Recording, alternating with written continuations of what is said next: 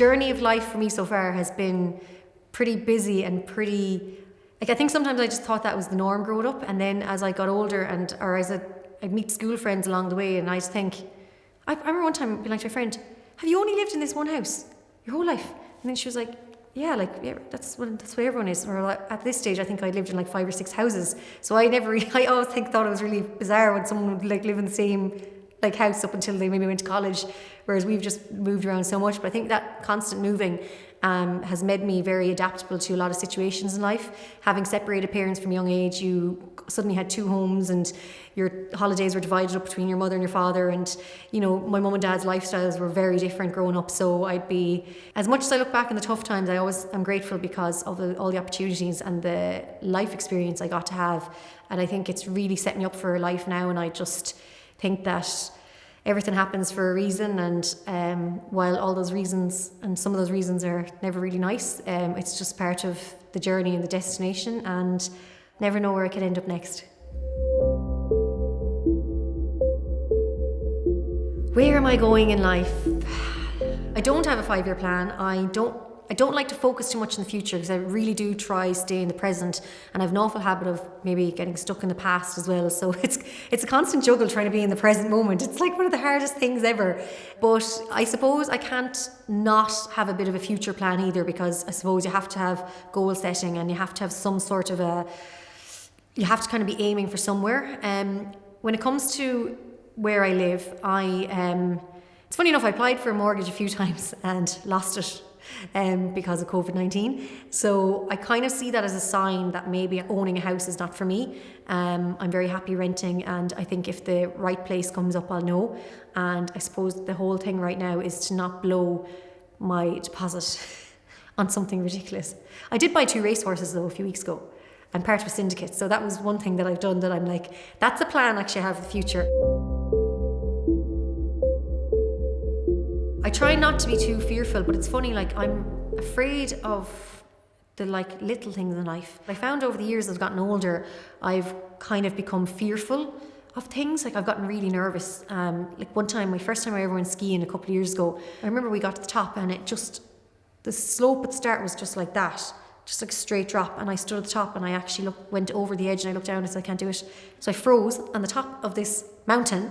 And to be honest, the only way I got through it was my brother Marcus died when I was 15 and he was 18 and he was in a car accident and he never got to go skiing.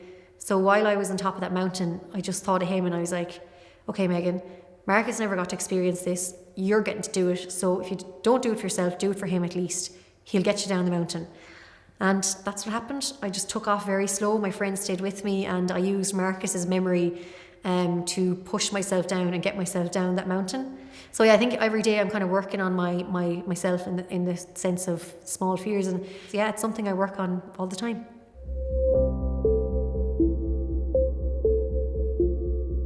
I suppose I wish I had a bit more courage, and that's something I am working on all the time. And when people message me on social media about something that they see that I've done or something that I have done, like when I published my books, I think sometimes I forget what I've achieved in my life so far, and I think sometimes I forget what I've been through, and I think I need to learn to appreciate myself a bit more.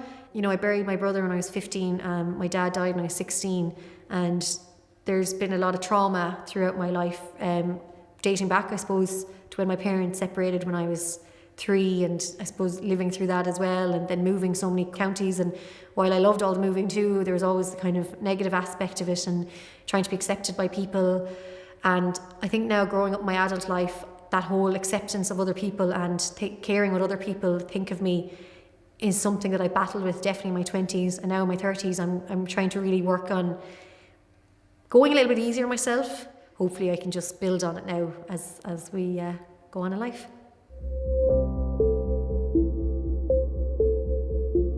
Everyone knows in Galway on Nicholas Street there's this lovely market, and one time I was there with my friend and I, and she'd be quite spiritual as well, and there was like this collection of like postcards, and I saw this one and I just remember like seeing it being like, wow. And I actually didn't get it then, and I think it was a while later I kept thinking about it, so I went back and I bought it. And it's I just think it's so beautiful because I feel like she looks like me with the long brown hair, and she looks like I think what I look like now. and the angel that's holding her is a young boy with blonde, white, curly hair, and I love the way he's just holding on to her while she sleeps, and he looks just like my brother Marcus when he was that age. So every time I see it, I feel like I always know that Marcus is always protecting me and he's always minding me, and it just brings me to that moment where I just feel safe. And I have the postcard by my bed with my crystals and my essential oils, and I just love looking at it because every time I see it, I just know I'm safe and Marcus is minding me. I suppose a special one for all of us as a family, it's Robbie Williams' Angels. The last album I bought Marcus before he died was Robbie's album. So we've had those moments in our life where the song has come on, usually when we least expect it, or just in the moments in life that we really need it. So I always think now when I hear that song, it's Marcus kind of saying, you're okay, don't worry.